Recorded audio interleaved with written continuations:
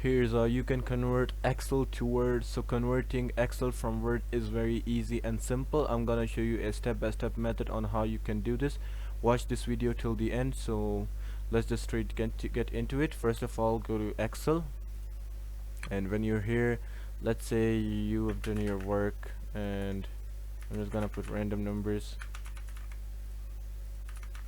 just like that. So I've put some random numbers. I'm just gonna save this. Just save it somewhere. I'm gonna save it in downloads. So I saved it. I'm gonna go back to Word now. When I'm here, so you have to go to Insert. When you go over there, you'll see many options, but you have to go to Object. When you click on Object, you will see these two, but you have to go to Create from File. Click on it and you'll see these options. Just make sure you tick on Link to File and go to Browse and select the Excel that you wanted to convert, and first insert and OK, and there you have it.